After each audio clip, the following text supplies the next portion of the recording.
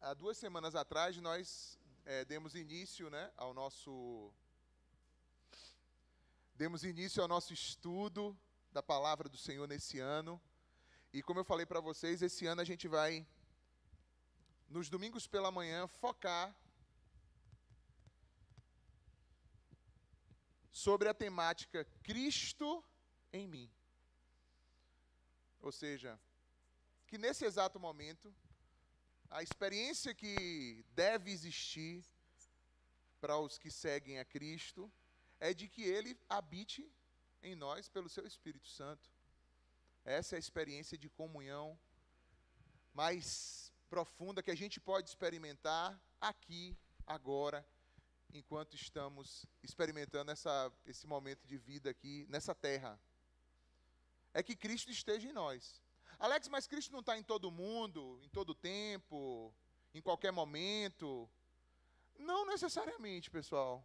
Não necessariamente. Deus é criador de todas as coisas e Ele habita, né, na sua criação. Ele está na sua criação.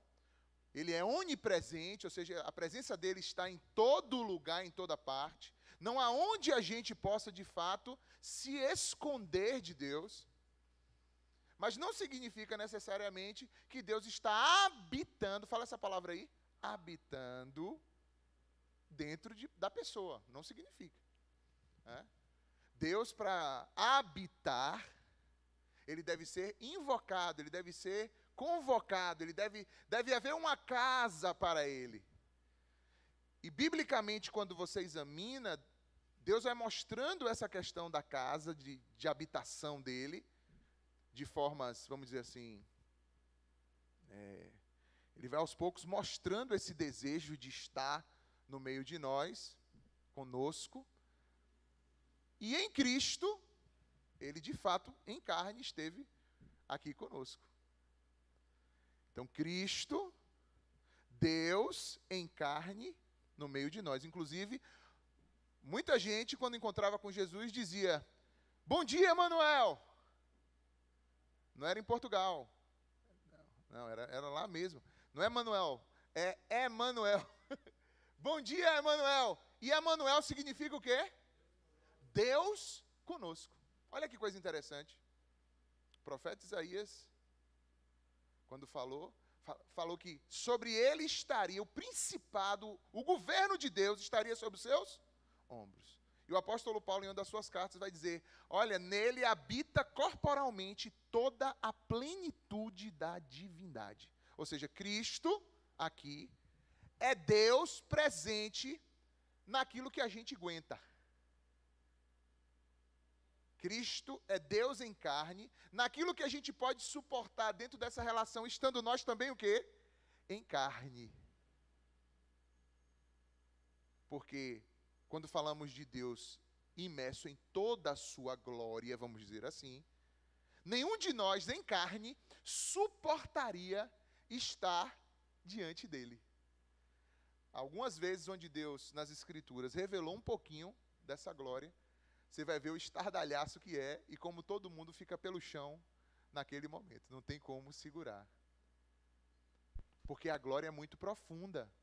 E essa glória tem a ver não somente com a beleza de Deus, mas tem a ver com a santidade de Deus. E o problema desse encontro entre a gente e ele é que a santidade dele é tão extrema, é tão perfeita. Aliás, o que se define como santo é o que se define a partir dele, que a gente, pecador, não tem como segurar a onda, não tem como ficar ali. E aí esse Deus vai criar uma maneira na história para poder ter essa relação acontecendo. No início, que é onde a gente está agora, no Jardim do Éden, a gente começou a estudar sobre como o Jardim do Éden foi o primeiro templo, vamos dizer assim, que Deus criou, a primeira maneira que Deus criou para estar em relacionamento com a humanidade. E quando Deus criou o templo da criação, e dentro desse templo chamado criação, tinha o templo chamado Jardim do Éden.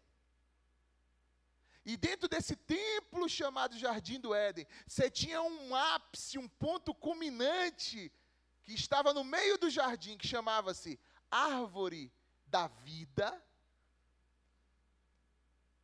Deus vai mostrando que existe de fato um desejo de aproximação, de relação, e de que esse homem pudesse experimentar uma relação com ele contínua.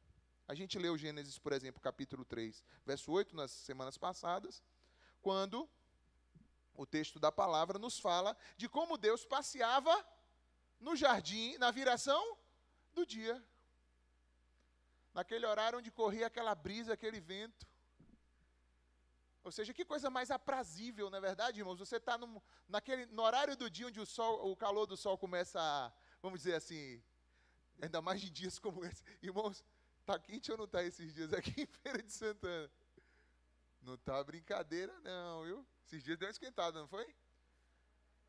É um sol para cada um? Um sol para cada um. Mas aí quando vai dando de tardinho, o sol vai, né? Está chegando a hora dele se pôr, vai dando uma esfriada um pouco mais, aí você vai sentindo mais uma brisa. Era esse assim o tempo que o Senhor separava para, vamos dizer assim, estar com mais intimidade, mais próximo. Isso revela que mesmo Deus estando presente, quantos aqui sabem que Deus está presente na sua vida? Dá um glória. Amém. Mesmo assim, existem momentos onde essa presença de Deus precisa ser mais o quê? Íntima, aproximada, invocada, exclusiva, do que em outros momentos. Por que a gente vem na igreja? Porque é um momento que a gente dá uma dedicação um pouco mais, o quê? Aproximada, direta, coletiva. Isso aqui resolve tudo? Não, a gente tem que ter nossa vida também o quê? Devocional. Momentos particulares, como Jesus diz, olha, quando tu fores orar, entra no teu quarto, fecha a tua porta e fala com teu pai em secreto, e o teu pai que te ouve fará o quê? Te recompensará. Esse também é um momento muito importante. Porque ainda que eu saiba que Deus está presente, aleluia, Deus está presente, amém. Mas Ele está presente para você, para a sua consciência. Você já realmente lançou mão disso, da presença de Deus? Seja de forma coletiva, seja no seu pensamento, seja naquele momento onde você, sozinho, sozinha, vai até Ele para poder buscar essa intimidade. Tem gente que pensa, por exemplo, que Deus ele só se manifesta ou só quer se manifestar nos momentos coletivos. Tem gente que pensa isso. Porque a palavra de Deus diz que onde estiverem 2 ou 3 reunidos no nome dele, ele se fará o quê? Presente. Beleza, sim. Mas ele se fará presente em um contexto, de uma forma. Diferente do que ele se faz presente nos seus momentos íntimos de busca a ele. Amém ou não? Então aqui pode até te servir mesmo de despertamento. E Deus pode falar com muitos de nós de diversas formas. Pensei que isso era alguma coisa. Pode falar conosco de diversas formas aqui. Porém, existem coisas que Deus quer te falar no teu profundo, no teu particular, nos seus momentos de busca para Ele. E eu vou lhe dizer, sempre é bom você buscar no particular para você ter as testificações do que Deus vem te falando no coletivo. Às vezes você ouve no coletivo e não se aplica no particular para o Espírito Santo de Deus chegar lá dentro para você e falar assim, é eu mesmo que estou falando isso com você. Aquilo que você ouviu de fulano, de Beltrano, ou na mensagem tal, ou quando você leu, eu estou falando com você, isso aqui é importante para a sua vida, isso aqui precisa ser alinhado, ajustado. Olha, eu estou alegre por essa rota que você está fazendo, estou triste por esse caminho que você está fazendo, e isso testifica muito nos nossos momentos o quê? Privativos, particulares. Tanto é que no dia que Adão e Eva pecaram, o Senhor foi ter com eles, procurando os dois, que já estavam o quê? Escondidos. Não é isso? Obrigado, Helder.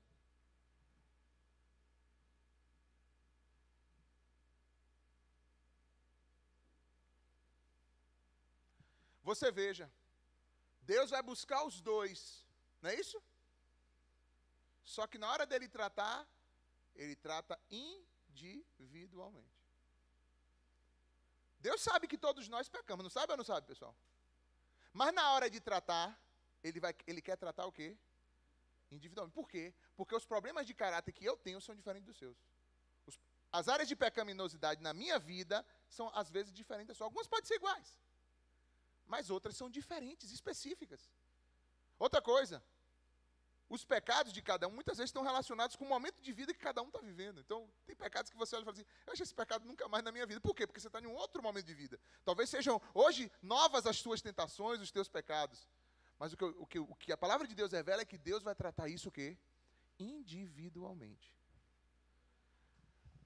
Apesar de Deus, em Cristo, ter oferecido de uma vez por todas, com um único sacrifício, o perdão para todos os pecados de todos os homens, esse perdão, ele só é validado na vida daquele que é tratado e levado pelo Espírito Santo a um verdadeiro o quê? Arrependimento. Então, se Jesus morreu na cruz, mas você não deu lugar ao Espírito Santo e à voz dele, que te conduz ao arrependimento, por mais que o sangue tenha sido derramado, esse perdão não vai se cumprir na sua vida, mesmo já tendo sido dado gratuitamente para você. Porque enquanto a cruz foi feita e o Evangelho está sendo pregado, existe uma ação do Espírito Santo para conduzir cada pessoa à vontade de Deus. E aí é onde está o grande problema, porque é o que Deus... O problema para Deus é esse, vamos dizer assim. O pecado não é o problema para Deus. O problema para Deus é a dureza dos corações. O pecado foi resolvido aonde? Na cruz do Calvário. Ele resolveu de uma vez por todas, Jesus pagou o preço. Agora tem um problema, é o orgulho, a soberba, a dureza é o permanecer no pecado, mesmo diante daquilo que Deus fala. Então, é apenas uma breve introdução. Esse Deus quer estar conosco, e nós falamos sobre isso, fizemos um comparativo, não sei se vocês vão colocar, e quem está na transmissão colocar também para quem está em casa, o nosso quadro. Nós fizemos um comparativo entre o jardim, a criação, e aquilo que é o tabernáculo, ou seja, aquela tenda que Deus mandou Moisés o quê?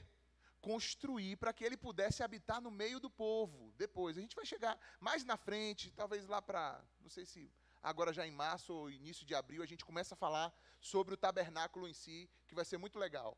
Mas a gente tem que vir de antes, porque o tabernáculo não surge do nada simplesmente.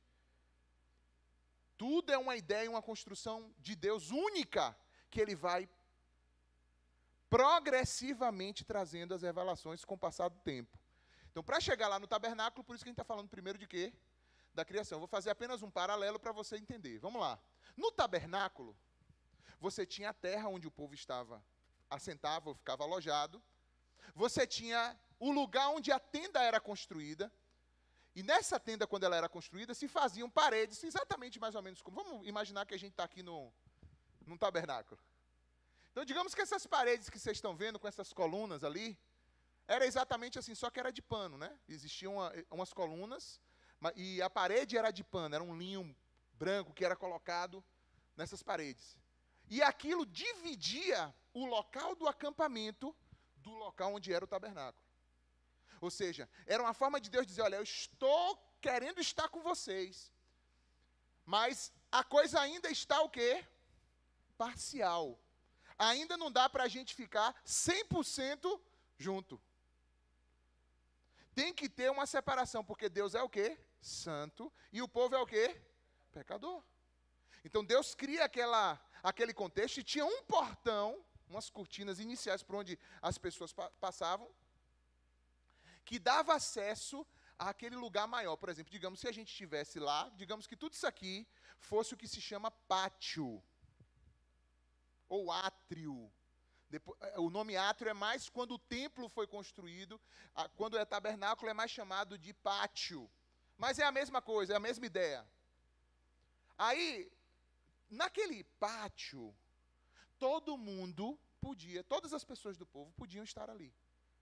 Até mesmo porque era onde eles se achegavam, inclusive trazendo o quê? As suas ofertas. Quem está lendo a leitura bíblica anual aí, pessoal? Alguém aqui está lendo a leitura anual da Bíblia? Junto com o grupo. Essa semana a gente começou Levítico, não é isso? E em Levítico, para começar, ele começa a falar de quê? Exatamente dessas ofertas. como tudo aquilo era instituído por Deus, e tudo aquilo, irmãos, tem um fundamento. Eu até fiz construí um textozinho explicando algumas coisas básicas, se alguém quiser, eu coloquei lá no grupo, se alguém quiser depois pode me pedir que eu mando o link para você, tá no blog, no meu blog, Mais Carol. Aí beleza, você tinha um átrio, ou pátio. Naquele pátio tinha uma tenda maior, construída, chamada Santo Lugar. Naquele santo lugar tinha mais uma cortina, mais uma entrada, e ali naquele lugar não podia entrar todo mundo. Ali só podia entrar o pessoal da tribo de quê? De Levi, que eram os responsáveis pelo sacerdócio de tudo aquilo que estava acontecendo. E eu estou falando do sacerdócio aqui porque é o tema da gente hoje, né? A gente vai falar de Adão e Eva como primeiros sacerdotes do templo da criação divina. Então, a gente começou a falar semana passada e eu vou concluir sobre isso hoje. Aí, então naquela tenda, um barracão que ficava ali, podia entrar todo mundo? Não. Dentro do circuito podia entrar o povo. Mas dentro do barracão podia entrar todo mundo? Não, somente da tribo de Levi. O que é que Deus está dizendo? Que existem aspectos de consagração na vida para que a gente possa ter uma maior o quê? Intimidade. Tudo que está lá no tabernáculo, nós não vivemos mais isso hoje. Hoje nós vivemos debaixo da nova aliança pelo sangue de Jesus. Mas tudo que foi escrito, que foi deixado por Deus, existe uma didática e existe um porquê que foi escrito e a gente não pode simplesmente jogar para cima ou ignorar. Pelo contrário, a gente tem que ver por que Deus fez aquilo daquele jeito e como aquilo pode trazer compreensão para nós hoje. Então, o que é que Deus está dizendo? Quem era a tribo de Levi? Era uma tribo, pessoal, diferenciada. Eles, por exemplo, não tinham nenhuma ocupação no seu dia a dia. Eles não trabalhavam no comércio. Não tinham nada disso. Eles só faziam aquele projeto espiritual ali de encontro de Deus funcionar. O trabalho deles era manter aquilo que continuamente em funcionamento. A atenção deles era para isso. E por isso que era também exigido do povo os dízimos. Para que aquele serviço continuado pudesse ser mantido financeiramente pelas demais tribos. Vocês entenderam? Então quem está lá no seu dia a dia, fazendo, acontecendo tal, vai repartir a 10ª parte daquilo que ganha para que o serviço a Deus seja mantido. Naquela época, você tinha essa tribo especificamente que não tinha herança, não tinha terra, eles não tinham nada. A herança deles era o serviço do Senhor, era estar ali trabalhando. Já os outros não, cada tribo tinha seu pedaço de terra, cada um tinha seus pertences, cada um podia multiplicar suas riquezas, enquanto que para os levitas não. Por que o nome levitas? Porque eles levitavam? Não, pessoal. Pode até acontecer em algum momento, quem sabe. Mas não por isso. E até existe hoje ainda muitas igrejas ainda usam esse nome para as pessoas que fazem parte de ministério de louvor. Não é, assim, a gente não usa isso aqui, né? Mas cada igreja faz seu uso. Eu não acho apropriado porque é um tratamento muito específico realmente a uma tribo, né? De um determinado momento. Agora, eu entendo que quando se faz isso é para poder fazer uma alusão às pessoas que estão em serviço na igreja, parará, parará. Vamos dar os descontos, vamos fazer a licença poética da coisa e deixar, né? Mas se você for levar a riste, não é um nome apropriado para o Novo Testamento e para a igreja neotestamentária, né? Então, por isso aqui o aprisco, por exemplo, você não vai ver a gente usar esse termo para se referir às pessoas que servem aqui no dia a dia ou no louvor ou qualquer coisa desse tipo. Mas, nada contra, ninguém vai para o inferno por causa disso. Pelo contrário, é muito bom, né? Você está lançando um monte de nomenclaturas bíblicas, é bom demais. Mas vamos lá. Essas pessoas que serviam ali, eles podiam entrar onde? Naquela tenda. Só que dentro da tenda tinha outro espaço ainda menor.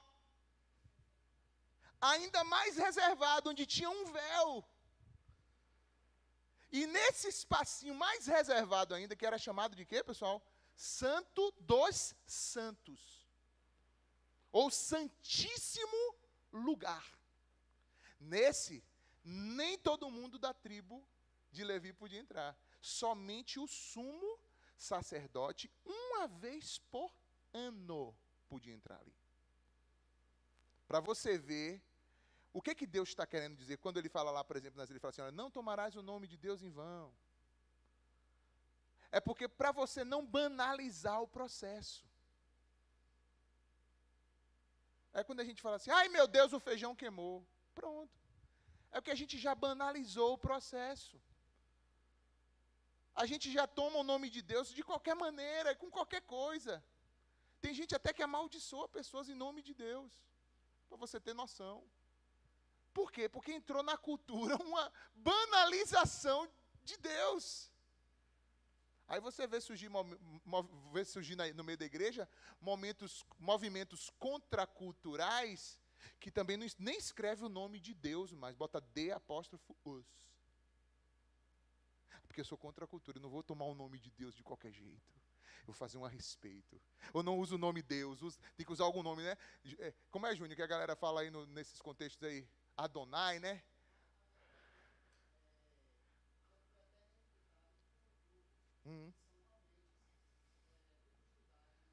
Desse do D''os, né?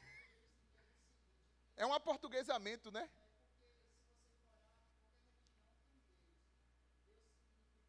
É.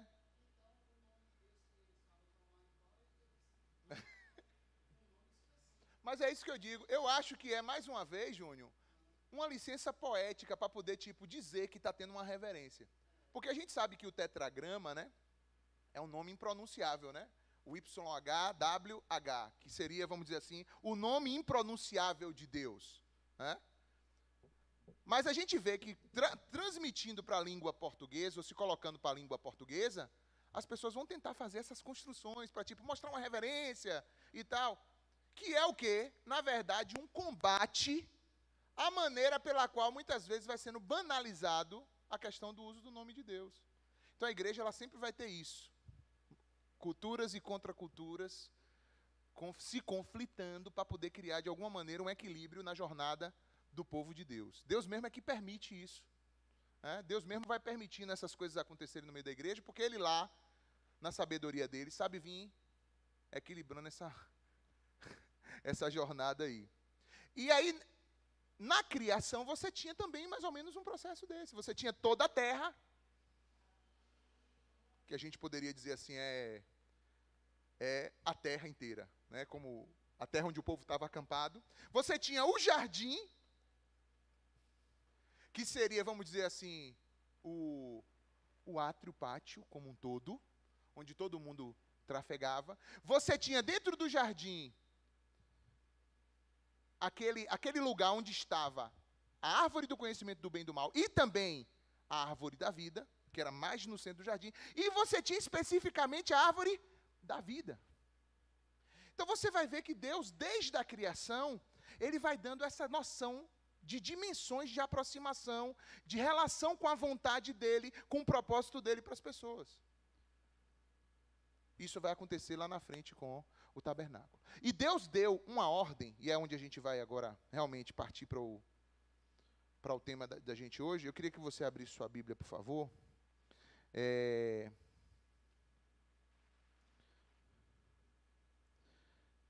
Gênesis, capítulo 2, e o versículo 15.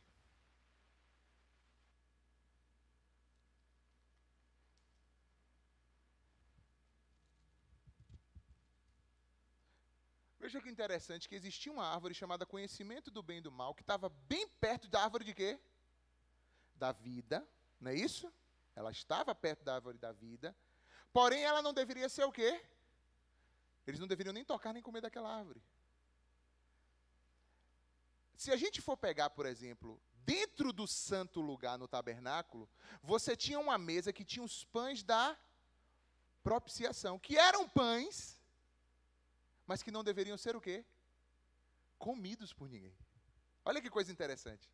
Como você vai tendo paralelos de uma coisa com a outra. Não é porque o pão está ali que aquele pão é para ser comido. De repente ele é para ser observado. Que vai te remeter a algo, a uma reverência, a uma santidade. É isso? Mas vamos lá, Gênesis 2,15, acharam? Olha, diz aqui, olha. E o Senhor Deus tomou o homem e fez o quê? E o colocou no jardim. Tem gente que pensa que o homem foi feito no jardim. Não. O homem foi feito fora do jardim, aonde? Com a terra. O homem foi feito do pó da terra. Não é isso? E Deus soprou nas suas? Quando Deus colocou o homem no jardim, o jardim já estava o quê? Pronto, feito. Isso é muito importante, irmãos. Porque o homem, ele tem uma má interpretação da vida quando ele não entende que ele não é o dono da vida. Que a vida foi dada a ele pronta, vamos dizer assim. E que ele, de certa forma, é apenas um gestor, um administrador daquilo que Deus previamente fez e lhe confiou. Então, quando o homem acorda, que ele olha, já está tudo lá, pessoal. E Deus dá ao homem a possibilidade de dar o nome, ou administrar, ou gerir as coisas. E não de que não deu ao homem a possibilidade de ser um ser criador. O homem não é um ser criador, o homem é um ser criativo. É diferente. Não confundamos ser criador com ser criativo. Nós somos criativos porque fomos feitos à imagem do nosso Deus, que é o quê?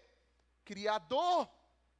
Porque o que é um criador? Um criador é o bará, é aquele que do nada é que faz alguma coisa. Partiu disso. Olha, irmãos, eu fui entrevistado essa semana num podcast. Primeiro podcast que eu gravei na minha vida. Quem quiser assiste aí, foi o pessoal do Acorda Cidade. Depois assistam lá. Dá uns like lá pra gente empurrar lá, ficar lá em cima na audiência lá, pessoal. Viu? Tem os links aí. Até mandei a gente mandou pelo WhatsApp da igreja aí. Depois vocês dão uma moralzinha lá, dá um like, deixa um comentário. Tu assistiu, querida, e tu gostou? As críticas tu fala só em off depois comigo, depois tu me chama em particular. Hein? Tu assistiu também? Eu acho importante que vocês assistam, sabe? Porque vocês estão numa igreja que eu estou pastoreando, né? Então é bom vocês saberem com quem vocês estão lidando um pouquinho mais. É bom ampliar um pouquinho o entendimento. E aí, como tem algumas perguntas diferentes assim, de repente tem coisas que eu nunca falei aqui e que você acaba sabendo lá, entendeu? Tá vendo, minha filha? De várias coisas, Exatamente, né? Aí, mas eu nem lembro porque foi que eu abri esse parênteses, eu estava falando uma coisa aqui.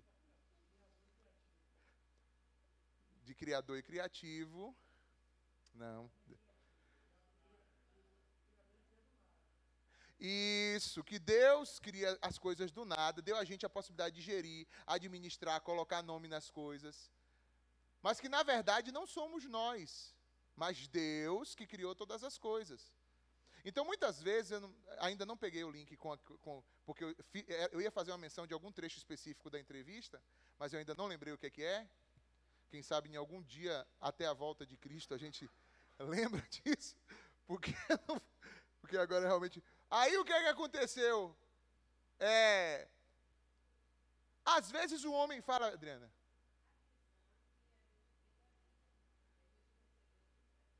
Que a gente recebeu a vida de presente, né? Que Deus nos deu isso, a gente é gestor, mordomo das coisas que Deus nos confiou, e que na verdade a gente precisa se entender dessa forma. Enfim, eu não vou lembrar direito, mas mas eu vou pegar qualquer coisa para não ficar vazio e o pessoal ficar voando.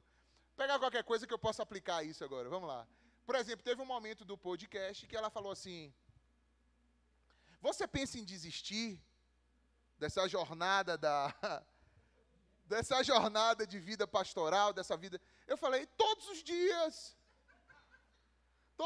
a gente pensa em desistir, claro. Só que quando você entende que não se trata de você, que existe um propósito anterior a você, você precisa diminuir e deixar Deus crescer na sua vida, e deixar Ele te conduzir, te capacitar para o que Ele tem. Porque no dia que Ele não tiver nada mais, Ele te leva daqui.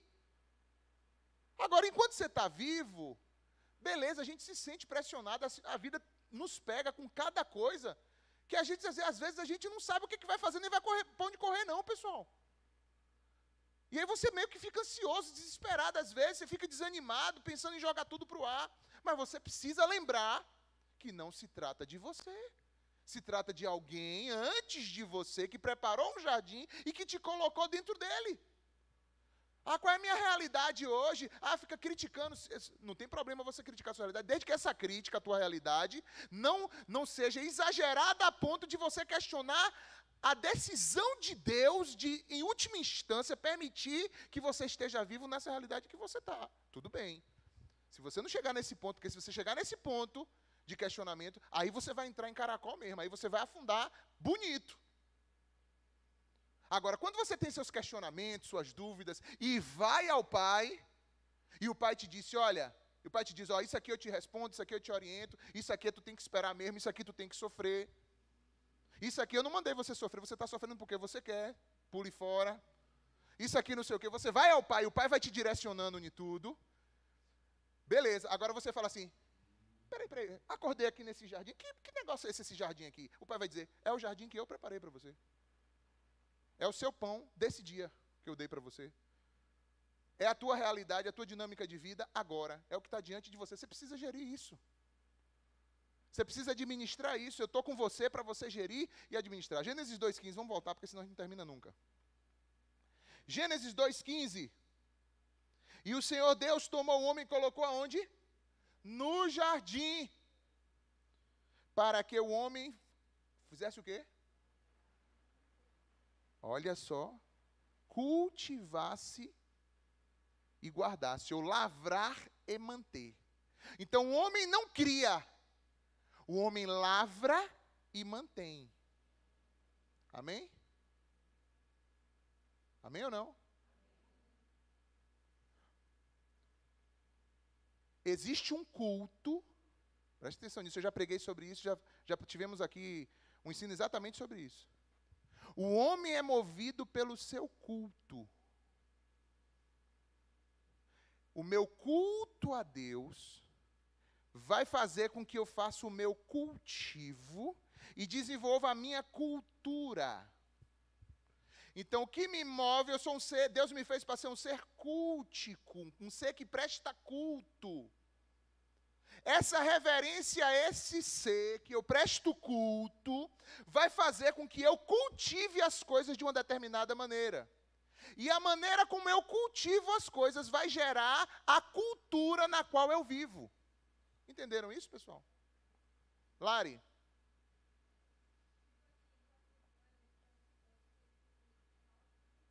Sim. Uhum.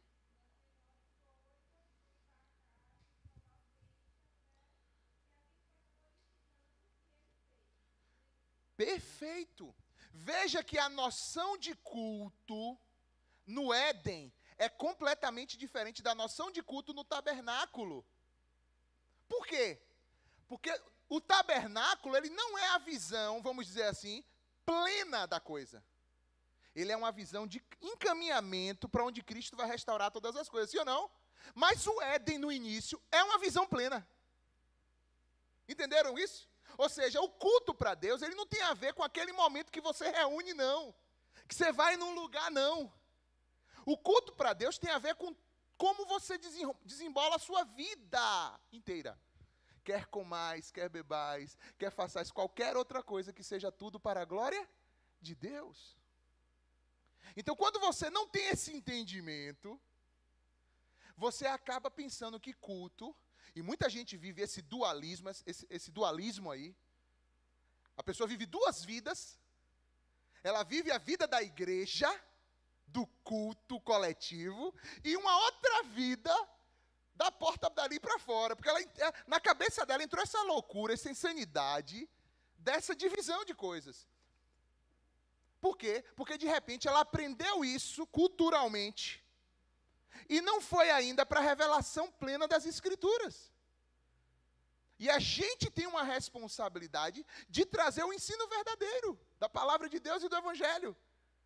Porque o que Cristo fez? Exatamente isso. Ele quebrou esse paradigma que vinha no meio do povo. Então o que é que acontecia, por exemplo, com os fariseus, os escribas, e muita gente que era Caxias na sua o quê? Expressão religiosa. Eles colocavam um peso enorme dentro do contexto, para as pessoas, e na vida deles, no dia a dia, eles não estavam cumprindo de nada daquilo ali. Ou seja, eles criou-se essa divisão. Criou-se, e as pessoas hoje, mesmo inocentemente, às vezes elas fazem isso. Dentro do coração. Você veja que a igreja e o tabernáculo, desde o tabernáculo, depois o templo, e depois a maneira como as igrejas, até cristãs, evangélicas, católicas no início e evangélicas, a maneira como os templos foram construídos tem a ver com isso. O tabernáculo, quando você chegava, por exemplo, se você olhasse de cima, onde o povo tivesse acampado, você ia ver aquela multidão de um monte de barraquinha, e no meio você ia ver aquele espaço assim, tipo, maior, separadão, aquela tenda com aquela cobertura diferenciada. Quem leu aí sobre o tabernáculo viu como as diferenças daquela construção, os mínimos detalhes de toda aquela construção, era uma coisa que chamava o quê? A atenção. E não tinha jeito de você morar naquele meio daquele povo e aquilo não fazer parte da sua vida, não. Porque além de tudo isso, tinha um fogo, tinha uma fumaça, tinha um aroma, tinha um cheiro, tinha tudo. Você tinha um incensinho que estava lá dentro, mas você tinha um altar que estava queimando o tempo todo coisas. E aquela fumaça tomava conta, o cheiro daquilo tomava conta do acampamento inteiro, ou seja, era impossível você viver aquilo sem que aquilo tocasse sua vida. Na hora que você fosse vestir sua roupa, que você lavou, ela estava impregnada do cheiro de tudo que era queimado no tabernáculo. Você pendurou lá no varal, já aconteceu isso com você? Você pendurou uma coisa no varal e o vizinho fumar maconha e depois você achar, o maconheiro sou eu? Já aconteceu isso com você, pessoal? Já acontece, pessoal. E alguém fala assim, você está fumando, irmão? Não. Ficou impregnado o vizinho lá. É sério, porque o pessoal vai para o fundo de casa, torrar a maconha lá e vai todo para dentro da sua casa. Daqui a pouco os irmãos vão pensar que tu que está fumando. Mas enfim, o vizinho fez um churrasco, queimou umas folhas, fez qualquer coisa, ou um pneu queimou em algum lugar, daqui a pouco tu está com tua roupa podre. Não é assim? É assim. Ou você sentou para conversar com alguém que é fumante, o cara fumou ali na sua presença, daqui a pouco você está com a roupa toda cheia com cheiro de cigarro. Não é assim? Pronto, era assim. Então a convivência ali era impossível. Depois com o templo, o templo era uma coisa suntuosa demais. Já o primeiro. E quando vai para o segundo, aí a coisa amplia ainda de tamanho. Ou seja, era algo que chamava o quê? Muita atenção. E que as pessoas ao chegarem ali, aquilo já remetia elas ao quê? A uma reverência, a um temor. Quando a igreja católica, por exemplo, vai com... Você já viu como é os tetos das igrejas católicas? Como ele é alto? Uma das razões, claro que tem a razão acústica, porque não se tinha som nem nada, às vezes se reunia muitas pessoas e a acústica melhorava, né? Aquelas câmeras acústicas melhoravam a distribuição sonora, mas existia uma iniciativa de que a pessoa se visse pequeno diante daquele Deus ali que está sendo representado. Que ela se visse como ela é uma criatura tão ínfima diante de um Deus que é tão grandioso. Existia isso. Hoje ainda existe. Tanto na igreja católica, nas igrejas evangélicas. Na igreja evangélica também, quando se tem uma igreja que tem muita condição e tal, procura fazer o quê? Um templo também bonito, suntuoso, uma fachada o quê? Suntuosa. Por quê? Para poder dar uma referência pública de que ali se serve um Deus o quê? Grande, grandioso. Alex, entenda que eu não estou julgando nada aqui, não estou dizendo se é certo ou se é errado, não estou falando isso. Mas entenda que existe uma razão pela qual as coisas são feitas de uma forma. Que ninguém nasceu de chocadeira, como diz a história. As coisas não, é como eu te falei. O homem veio de lá apenas o quê? Fazendo o quê? Cultivando e guardando. Não é isso?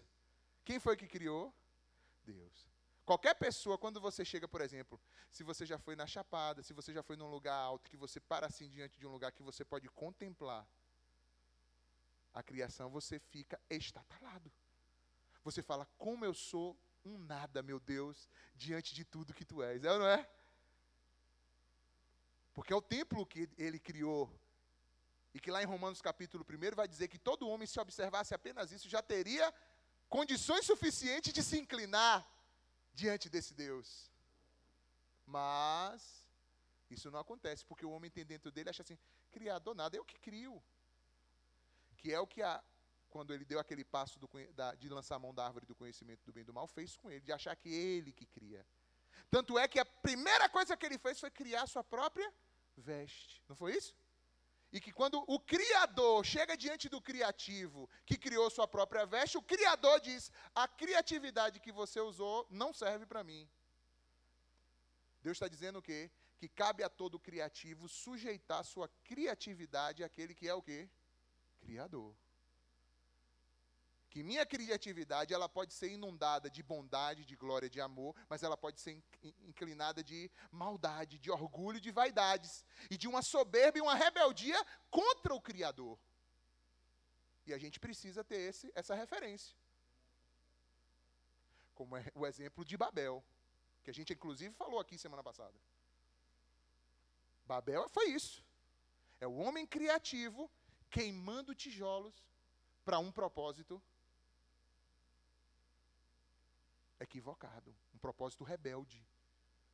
Por isso que quando Deus vai dizer para fazer o altar, ele diz assim, eu não quero tijolos queimados, eu quero pedras não lavradas. Ou seja, eu quero que você pegue o que eu te dei.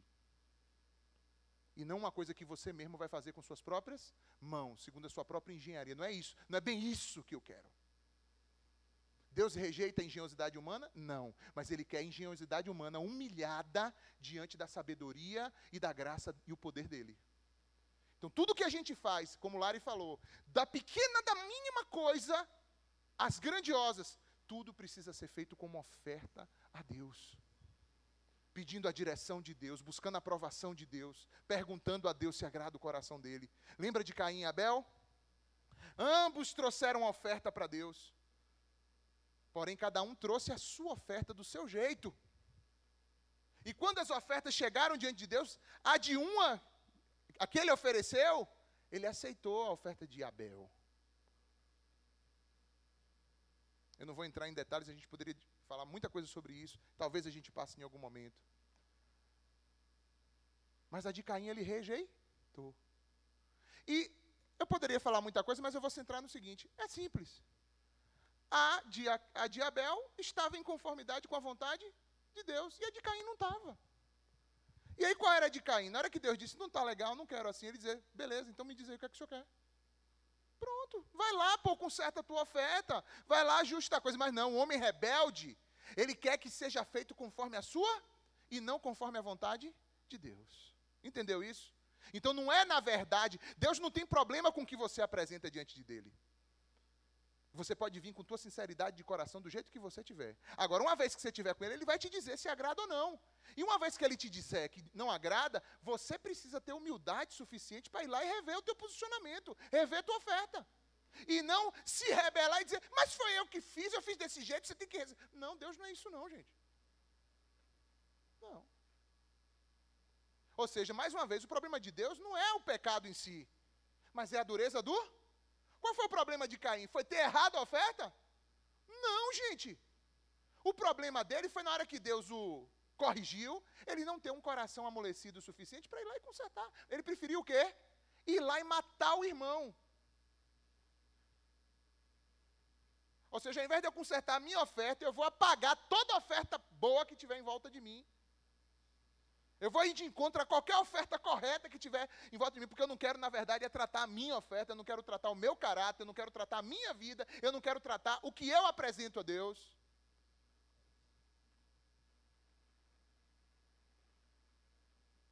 E Deus está fazendo isso aqui. Porque Deus, quando corrige Adão e Eva,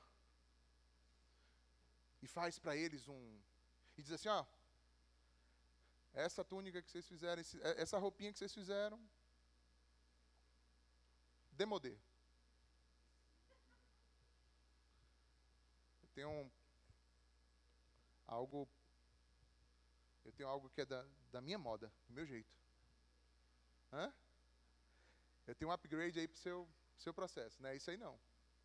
E aí acontece o primeiro sacrifício animal ali, ou seja, tudo que você vai ver sendo construído depois no tabernáculo sobre os sacrifícios de animais sendo apresentados, já é premeditado por Deus aí em Gênesis, desde o Gênesis capítulo 3 ali, quando Deus sacrifica o animal para cobrir as vestes, para cobrir o quê? A nudez do homem e da sua mulher. Uma forma que já é o assunto da expiação sendo tratado. Que é o quê?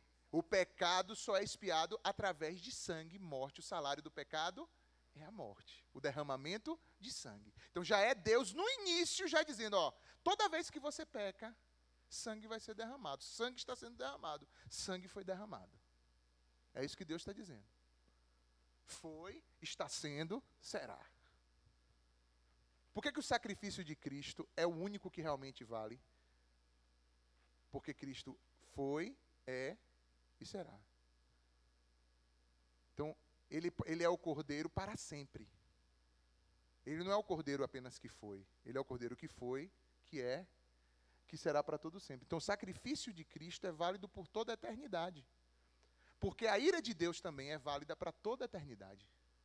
Então, quem não está debaixo do sacrifício de Cristo vai ter que se sujeitar ao quê? A ira de Deus por toda a eternidade. E qual é o lugar da ira de Deus por toda a eternidade? Chama-se inferno. É o afastamento completo de Deus por toda a eternidade. Entendeu, irmãos?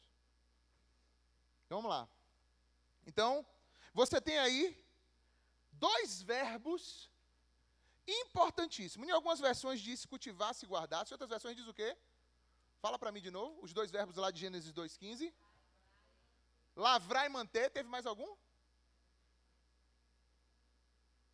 Ou seja, você precisa dar continuidade àquilo que te foi entregue. Lavrar significa isso. E guardar significa cuidado para você não extinguir as coisas que eu te dei. Por exemplo, lá na frente vai dizer assim, não extingais o quê? O Espírito. Se é para eu não extinguir o Espírito, significa que eu preciso o quê? Guardar e cultivar o quê? A presença de Deus, do Espírito Santo na minha vida. A presença de Deus na minha vida precisa ser cultivada e guardada. O mesmo que Deus entregou na mão de Adão e Eva, Deus entrega nas mãos de cada um de nós hoje, que é um sacerdócio. A palavra sacerdócio tem a ver com responsabilidade. Nós somos seres responsáveis diante de Deus pelas nossas atitudes. E o fato do sacrifício ser oferecido não exime a gente das responsabilidades, não.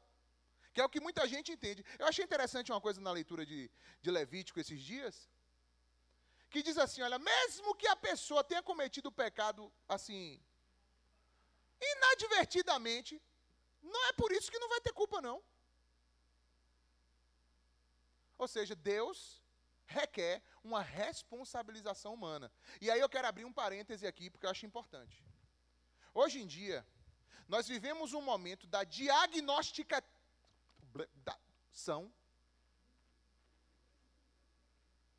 Diagnosticalização. Não sei nem se existe essa palavra, mas eu vou criar para poder usar. Nós vivemos um momento da diagnosticalização de tudo. Tudo. E a gente vai chegar num ponto onde não vai ter mais nada de pecado, tudo é doença. Não tem mais nada de pecado. Porque quando você vai fazendo esse caminho, o que é que acontece? Você está tirando do indivíduo exatamente a posição de quê? De sacerdócio. E você coloca o indivíduo numa posição onde ele pode o tempo todo se justificar na diagnosticalização do seu mau caratismo. Entenda, deixa eu abrir o parêntese, eu não estou falando que não existam doenças de fato. Existem. Existem doenças de fato. Só que o caminho rebelde da humanidade é de tornar esses limites cada vez mais relativos, intangíveis, a ponto de você não ter como passar a faca, vamos dizer assim. Você dividir a coisa. E aí eu vou dizer para vocês, gente, ou vocês vão ficar com Cristo e com a palavra, ou vocês vão correr atrás do sistema desse mundo.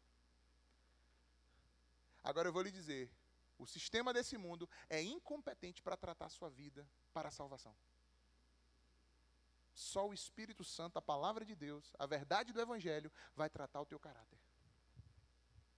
E se você estiver me ouvindo aqui, e você sabe exatamente do que é que eu estou falando, porque hoje você está sentindo alguma coisa, você tem um determinado comportamento, aí você vai sentar para conversar com algum profissional de alguma área, e ele diz assim, olha, na verdade o que você tem é síndrome tal, tal, tal.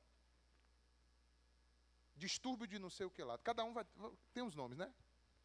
Você vai ter isso, você está tendo isso, beleza. Acredito que podem desistir de verdade. Mas saiba que nós estamos vivendo um tempo onde tudo será considerado dessa forma. Porque, na verdade, é o homem dizendo lá de trás, dizendo assim, olha, nada do que eu faça pode ser finalmente questionado como certo ou errado, como pecado ou não pecado, como vontade de Deus ou não vontade de Deus. Que Deus? Quem disse que eu tenho que acreditar em Deus? Quem disse que Deus pode reger qualquer coisa do meu comportamento, do meu sentimento, das minhas emoções, das minhas atrações, do que qualquer coisa que seja? Quem foi que disse isso? Quem foi que disse que Deus pode fazer isso? Esse é o sentimento rebelde que está lá desde o princípio. O mesmo, não muda. Ele só se aperfeiçoa e se sistematiza, que é o que a Bíblia diz, que é o governo da...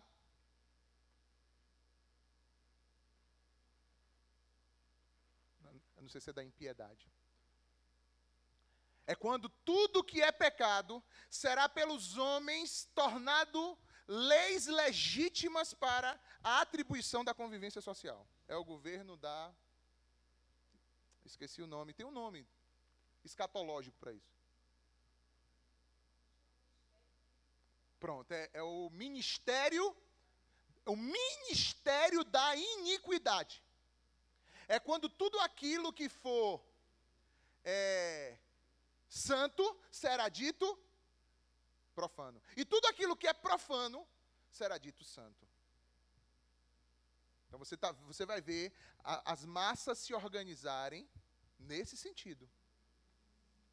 E você vai ver que isso é para poder justamente fazer com que cada vez mais a gente seja o quê? Colocado como meio que numa berlinda, no estreito, como diz a história. Fale, Júnior.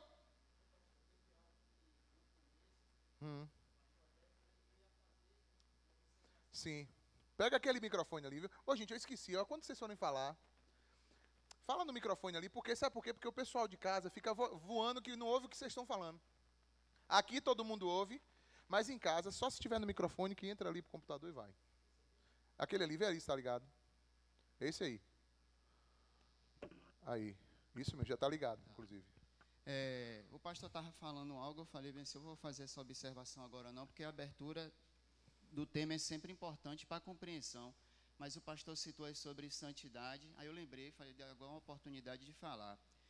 Quando havia a conclamação para a reunião no tabernáculo, geralmente eram exigidas 3 coisas das pessoas, né? Tanto para se aproximar do pátio, como até para adentrar e participar dos rituais. Eram exigidos que as pessoas se separassem, purificassem e santificassem.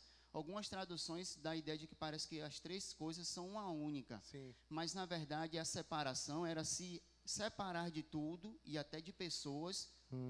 Tanto que até isso foi levado para o exército.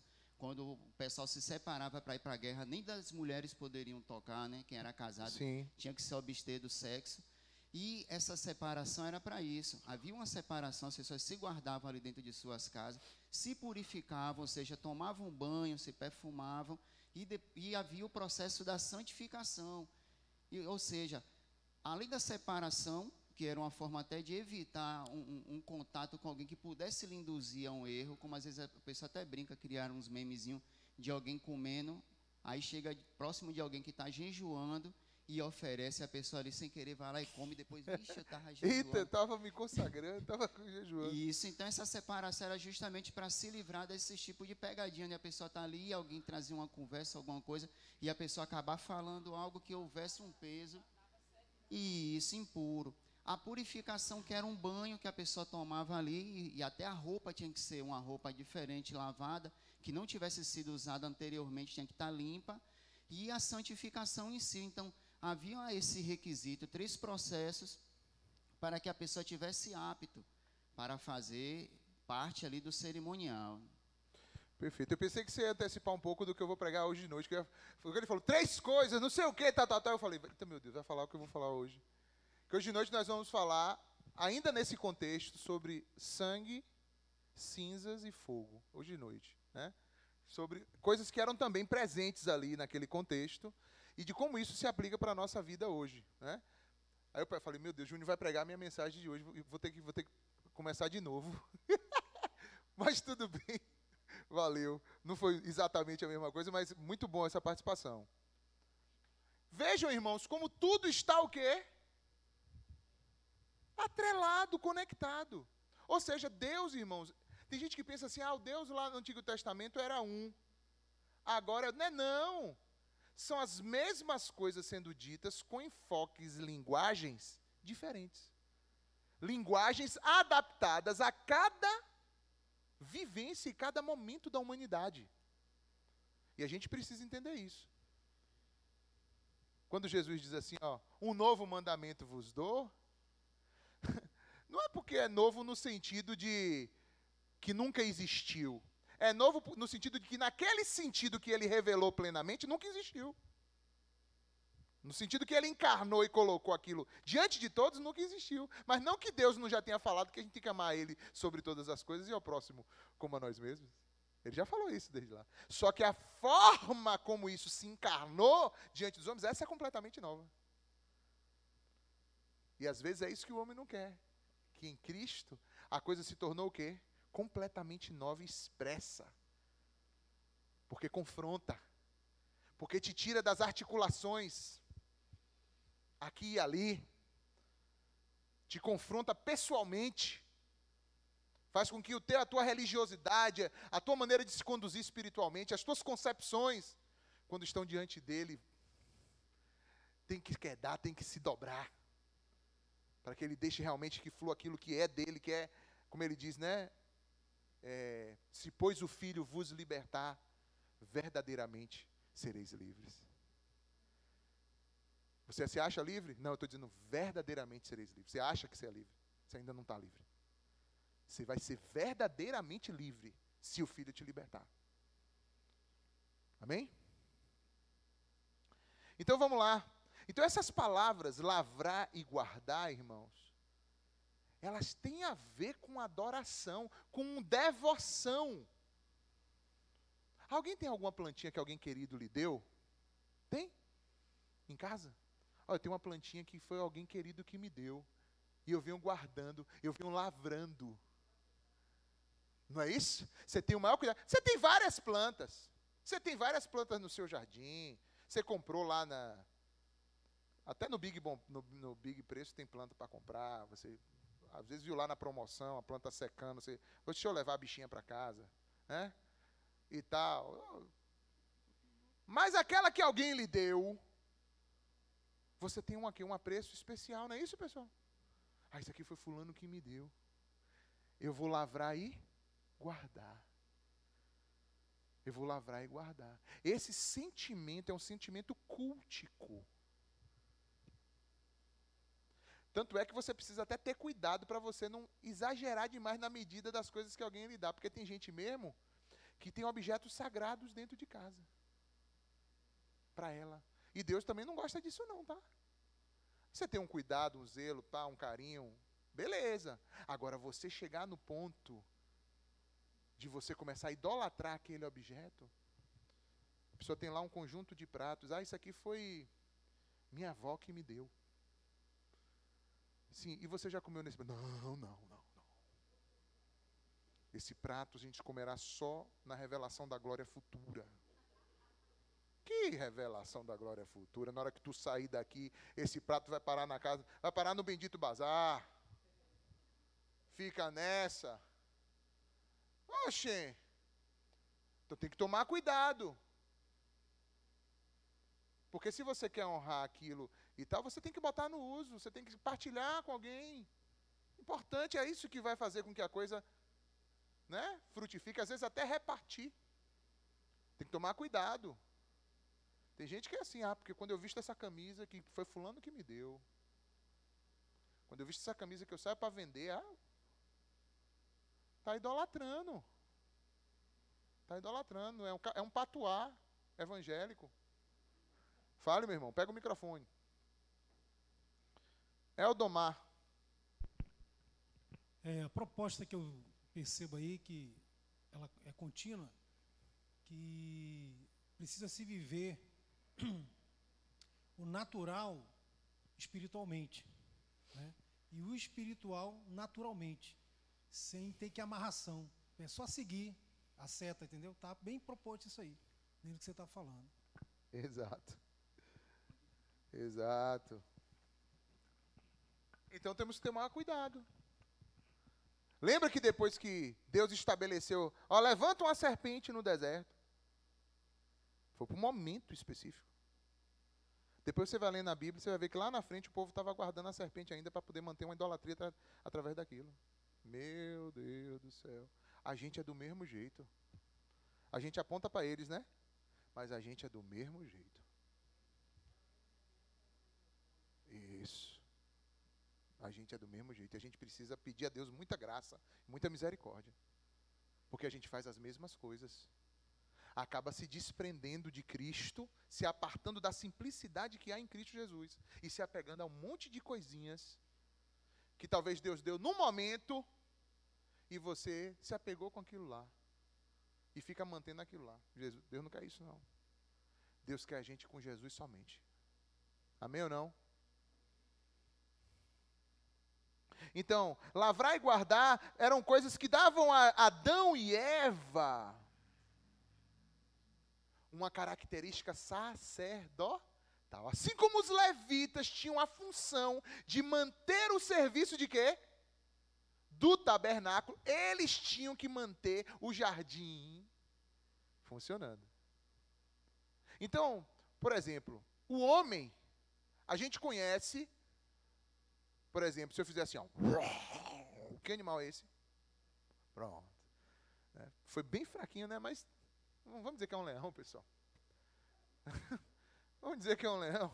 Pelo menos um filhote de leão gripado. Sei lá. Mas foi um leão. Pronto. O leão, ele não é leão porque o homem botou o nome dele leão. E não necessariamente o nome de leão para Deus seja leão. Mas foi Deus deu autoridade ao homem de botar nome e assumiu aquilo. Mas o homem não criou o leão, ele apenas botou o nome no leão. É diferente, pessoal. Então os homens, eles acham que eles podem, ao invés de só dar nome nas coisas, que é o que para mim a ciência faz, na verdade a ciência não cria nada, ela apenas descobre aquilo que já foi o quê? Criado e apenas coloca o quê? Um nome. Fulano agora tem a galáxia não sei o quê. A estrela com nome tal, que às vezes tem a ver com o nome do cara que observou, descobriu. Na verdade, não foi ele que criou aquela estrela, ou aquela galáxia, ou aquela espécime nova que recebeu o sobrenome dele na hora que compôs o nome científico daquela espécie. Na verdade, ele apenas pôs o nome naquilo que Deus já viu o quê? Criado. Então, todo homem tem que ter essa humildade de reconhecer até onde vai ele e aonde vem aquele que é o Criador realmente de todas as coisas. Vocês sabiam que todos nós, irmãos, temos um novo nome? Que nós só conheceremos lá? Vocês sabiam disso? Que você usa seu nome aqui. Você acha tão legal ou feio? Tem gente que acha meu nome é feio. Não vou citar nenhum para depois não chegar em ninguém. Né? Mas Ah, meu nome é... Entenda, esse é seu nome temporário. Esse não é seu nome que está na pedra branca, como diz a história, que será o seu nome para sempre. Não é. Um dia você vai saber. Um dia você vai saber. Mas a gente se apega. A gente se apega não só ao nome, mas a gente se apega à realidade que a gente mesmo acha que está criando. Não só ao nome em si, mas a gente deixa de ser sacerdote e quer ser Deus. Entendeu? E nessa de sermos deuses, vamos dizer deuses com letra minúscula, se você é um Deus que não se sujeita a Deus, se você é um Senhor que não se sujeita ao Senhor dos senhores, se você não é um reizinho que se sujeita ao Rei dos reis, é aonde de fato você vai cruzar a linha de rebeldia contra o Pai, de falta de amor e de respeito ao Pai que te criou, que te redimiu e que tem a eternidade preparada para todos aqueles que nele creem. Nós precisamos, irmãos, lavrar e guardar. Mas Adão e Eva fracassaram nisso, não foi? Então você vai ver que aquilo que Deus deixou para eles fazerem, eles fracassaram. Então existe um fracasso sacerdotal. E você vai ver isso acontecer repetidas vezes na Bíblia inteira. O fracasso sacerdotal, até que vem quem? Cristo. E esse não fracassa. Esse cumpre tudo. Esse cumpre plenamente. Ele não esmagará o que? A cana quebrada, nem o pavio que fumega. Ele é o enviado do Senhor para a restauração da comunhão do Senhor, Deus, Criador e Pai, com toda a sua criação, com todos nós. Todas as coisas reconciliadas por intermédio dele. E essa reconciliação é da gente com ele, e da gente uns com os outros, e da gente com a criação. É por isso que não cabe a um servo, uma serva de Deus, ser alguém esvaziado de cuidado com tudo que foi criado. Na sua dimensão simples de vida, do dia a dia, você precisa ser alguém que respeita as coisas que Deus criou.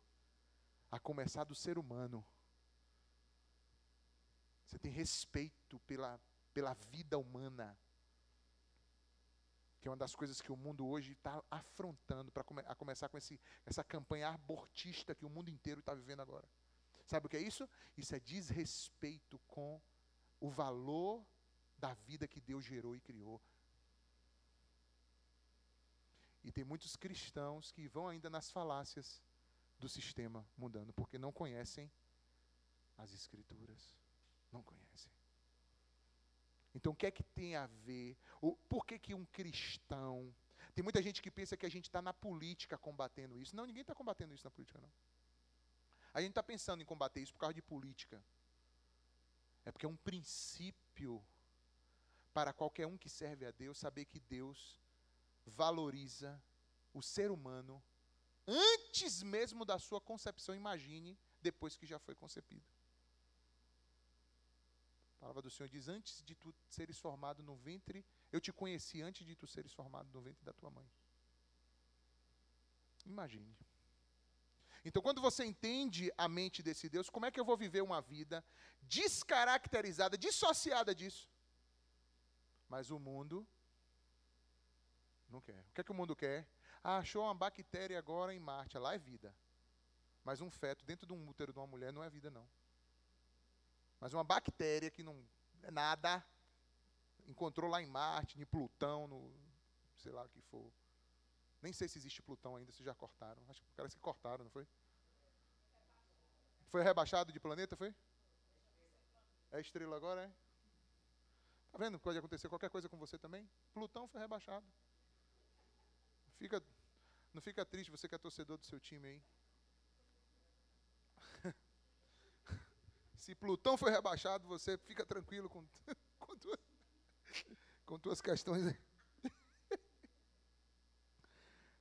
Então eles caíram disso. E quando eles caíram, há uma sequência de trabalhar de Deus, irmãos. Deus os procura, porque Deus está mostrando o quê? Graça. Sabe o que é graça? É isso aí.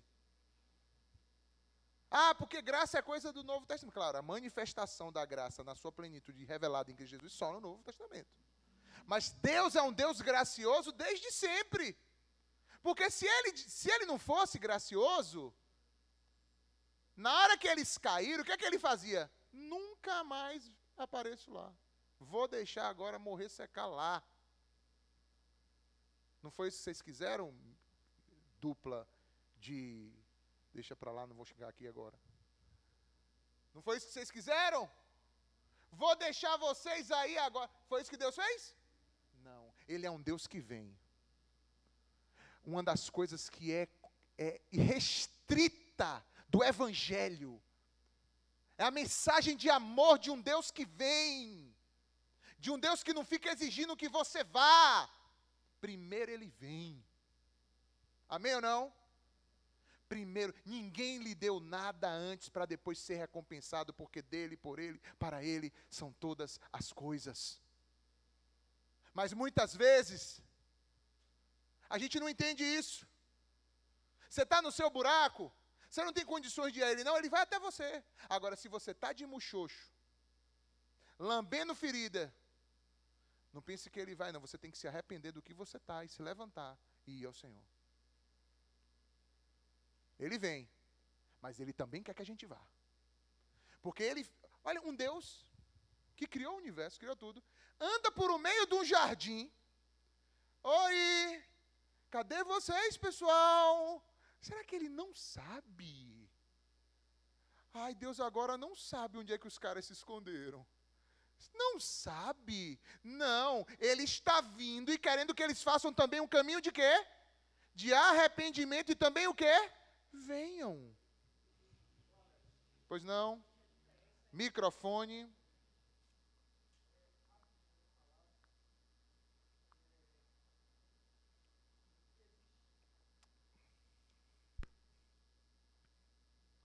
Existe uma diferença, né, entre o filho pródigo e a ovelha perdida. Perfeito. Olha só que menino, olha. Poxa, que dia que você vai pregar sobre isso? Vou te dar uma oportunidade.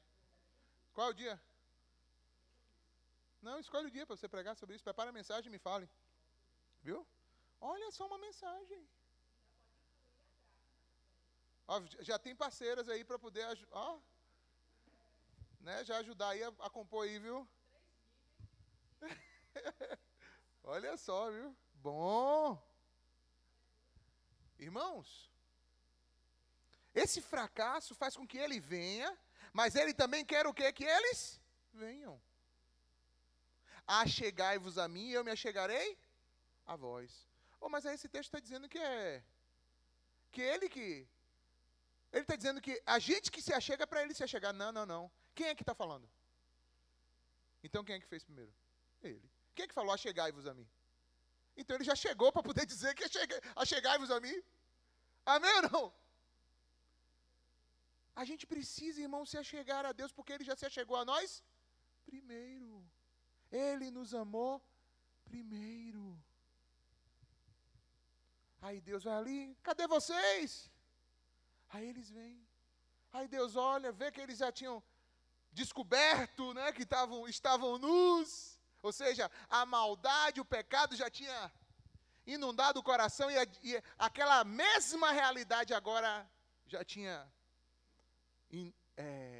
virado trevas para ele. Tudo que era luz agora se tornou em trevas para eles. Por causa dos olhos, que se tornaram o quê? Maus. Os olhos se tornaram maus. Faz ali a roupinha, vai, costura aí, não sei o quê, bora botar isso aqui e tal. Não quero. Está mostrando, e como foi falado, expiação, está mostrando que sacrifício para cobrir, sangue derramado, para cobrir a nudez, para cobrir o pecado. Deus então libera as consequências, as punições, os castigos que viriam na terra, na vida deles, nas realidades deles a partir dali. Mas em nenhum momento Deus está dizendo para eles: não tenho mais interesse em vocês. Pelo contrário, tudo que Ele está fazendo é para dizer, tudo isso é só para dizer que eu ainda estou interessado em vocês. Tudo isso que está sendo posto é para poder dizer que eu tenho interesse em vocês. Agora, deixa eu dizer uma coisa para vocês. Nesse jardim, vocês não vão entrar mais. E aí o mesmo que botou eles, remove eles do jardim. E olha que interessante. Bota o quê? Uma cerca limitadora, que talvez não tinha, vamos dizer assim, visivelmente. E diz que coloca anjos com espadas o quê? Desembainhadas de fogo, para não permitir que o homem o quê? Voltasse para o jardim e lançasse mão de quê agora? Ou seja, a preocupação de Deus não era que ele lançasse mão de qualquer árvore do jardim. Era que ele não lançasse mais mão da árvore de quê? Você vai ver que onde está o paralelo com o Santíssimo Lugar. Uma vez que agora você se tornou pecaminoso, um homem em pecado, você não vai ter mais o acesso à árvore da vida, ou seja, ao Santíssimo Lugar. Vocês sabem o que estava bordado na cortina do Santíssimo? Que imagens estavam bordadas na cortina? Sabe o que estava bordado lá? Anjos. Mandou bordar anjos. Por quê? Porque o tabernáculo, em várias coisas do design do tabernáculo, são uma menção, uma referência direta ao jardim. É como se Deus montasse no tabernáculo um microtemplo. O tabernáculo é um microjardim na convivência do povo de novo, onde ele estaria ali no meio deles, com todas as ressalvas, mas estaria, porque eu quero estar com vocês. Agora, com todas as ressalvas, todas as divisões. Eles falharam. Adão e Eva falharam no seu sacerdócio. Muitos outros. Nós também. Quantos aqui confessam? Muitas vezes eu tenho falhado no meu sacerdócio. Eu confesso. Eu também muitas vezes falho no meu sacerdócio. Mas que bom que eu tenho um Deus o quê? Misericordioso, perdoador. Obrigado, Senhor, porque eu tenho um Cristo, que é o sacerdote perfeito, pelo qual, por Ele, eu consigo entrar. Pelo sangue dEle eu consigo entrar. Pela perfeição dEle eu consigo entrar.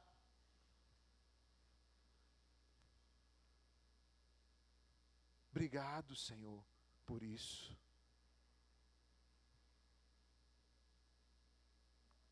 Aquilo que Deus revelou lá, no jardim, revelou no tabernáculo. Não perca a escola bíblica dominical, venha.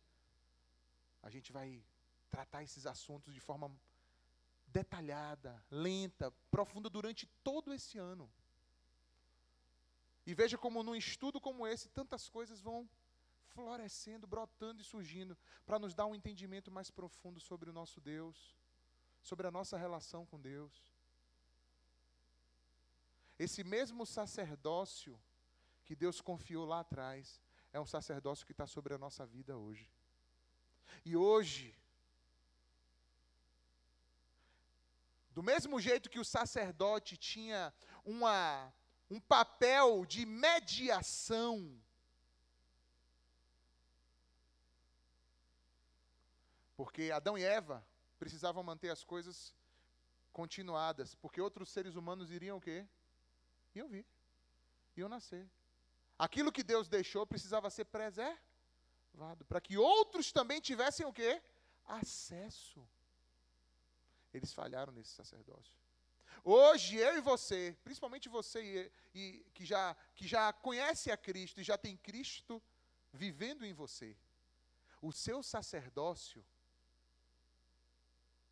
não se trata de você viver uma vida simplesmente moralmente correta. Essa é uma dimensão que a vida de santidade e de se santificar para Deus pode gerar. Mas se você tiver isso e não tiver a outra dimensão do sacerdócio, que é tornar Cristo acessível para todas as pessoas que estão em volta de você, já era. Você não está vivendo aquilo que Deus quer. Eu sou sacerdote para Deus, para que Cristo, através de mim, se manifeste e cada pessoa possa ter acesso a Cristo através desse tabernáculo que sou eu hoje, aqui na terra. Dessa cabana temporária, que sou eu, que é você. E nós precisamos liberar essa glória, esse amor, essa vida de Cristo em tudo que vivemos. Em cada gesto, em cada atitude, em cada palavra. Em cada ação, em cada relacionamento, a começar dentro das nossas próprias casas. Mas também na rua, quando alguém encostar em você, que ela possa falar assim, tem uma parada diferente contigo. Tem algo aí que eu não consigo entender. E você poder dizer, é Cristo em mim, não sou eu não. Isso aqui é só uma barraca que tu está vendo, uma barraca montada. A questão é o que está dentro dela, é Cristo que está dentro dela. É a glória de Cristo, é o cheiro de Cristo, é o amor de Cristo, é o perdão de Cristo, é a reconciliação de Cristo, é a verdade de Cristo, a santidade de Cristo em minha vida. Não se trata de mim. Como o apóstolo Paulo disse, não mais vivo eu, mas Cristo vive em mim. Amém, pessoal? Encerramos por hoje. Só ler a conclusão que eu escrevi para poder não... Então, de que forma estamos cumprindo esse ideal? Como estamos vivendo o nosso papel pretendido como sacerdotes? Como estamos refletindo o caráter de Deus para aqueles ao nosso redor? Como nós estamos buscando justiça, mostrando compaixão, espalhando ordem, beleza, e o jardim para o restante da criação? A narrativa da criação nos convida a refletir sobre o nosso papel ideal como sacerdotes. Nosso fracasso em viver de acordo com esse ideal e a esperança que temos por causa de Jesus. A futura semente que criou uma nova humanidade, um novo reino de sacerdotes e que um dia reunirá novamente céus e terra. Nessa nova criação, esse novo jardim, a humanidade trabalhará e servirá e governará mais uma vez como portadores da imagem de Deus e sacerdotes no seu templo cósmico para sempre. Eu até botei essa referência de cósmico como tudo que é da criação, até mesmo aquilo que a gente não consegue atingir. Que Deus possa nos abençoar em nome de Jesus. Amém, pessoal? Semana que vem a gente vai dar continuidade, ainda vamos caminhando, aí falando sobre mais algumas manifestações de Deus antes do tabernáculo. Entre isso aí, o tabernáculo, Deus ainda tabernaculou de outras formas, ou se revelou de outras formas nesse contato de céus e terra, e a gente vai dar uma futucada nisso, para a gente entender que Ele não desistiu em nenhum momento.